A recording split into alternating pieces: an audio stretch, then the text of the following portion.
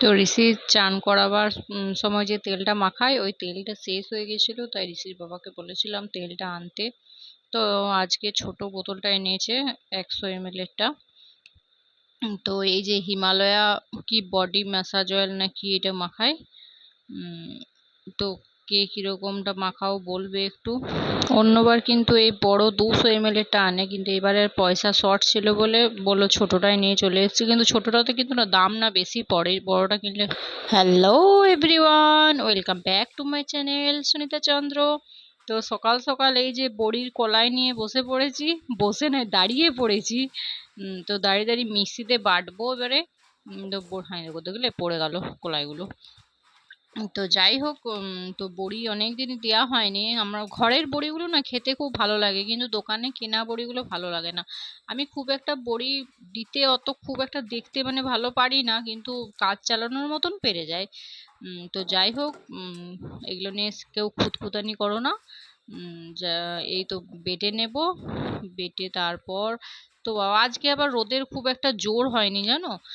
কি বড়ি দেবো, বাপরে বাপ।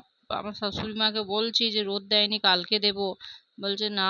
কালকের থেকে কালকেও কলাইগুলো ভেজানো ছিল আর কি, ফ্রিজে রেখে দিয়েছিলাম রোদ দেয়নি বলে। এখন ফিনি ফিনি করে বৃষ্টি পড়ছে। এই দেখো কথা বলতে বলতে আমার বাটাও শেষ।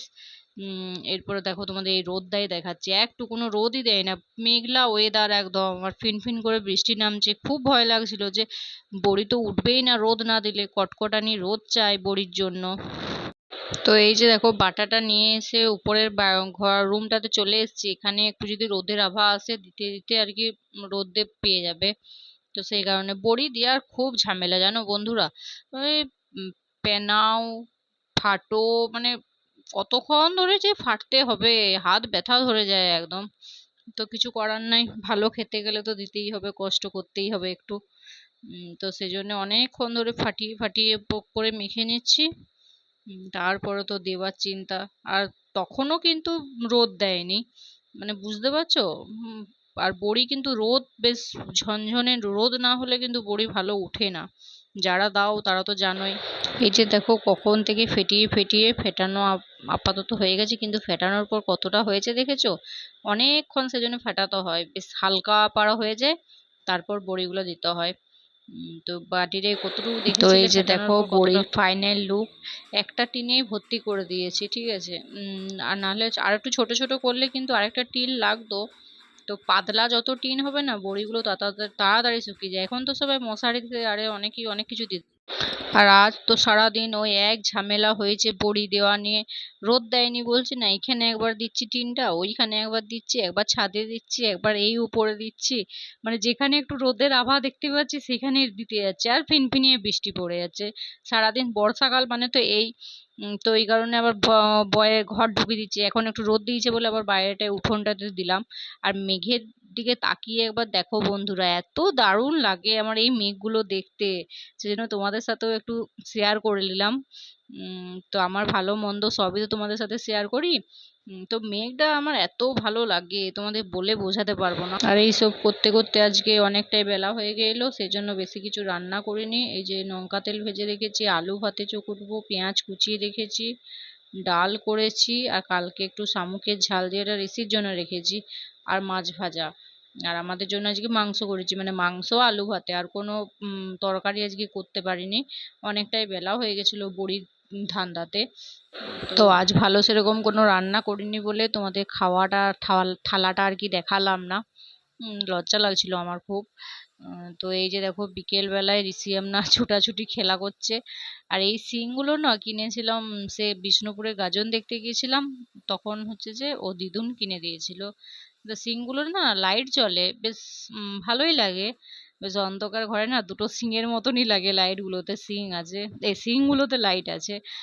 তো এই যে ঘর ঢুকছি। আজকে দেখো ঘর পর ঝাঁট দেওয়া হয়ে গেছে বিকেলে, সেজন্য ঘরটা ভালো বেশ পরিষ্কার আছে। আর না হলে ঋষি যা অগোছালো করে রাখে, এই যে বিছানা ফিছানা দেখো সব পরিষ্কার করে দিয়েছে একদম।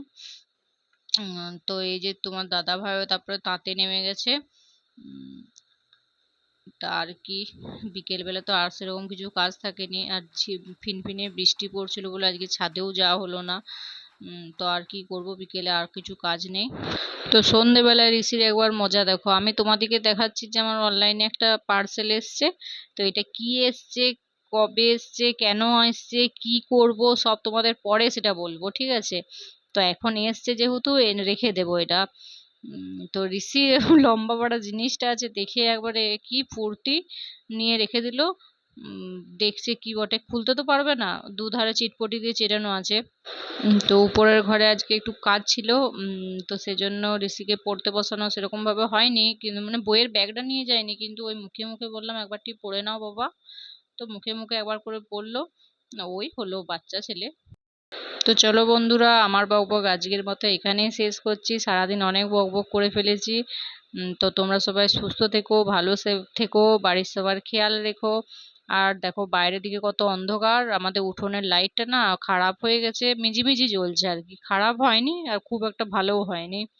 আর ঋষি দেখো এই যে বসে বসে খেলছে, চক দিয়ে মেঝেটাতে আঁকা আঁকি করছে। তো চলো, টাটা।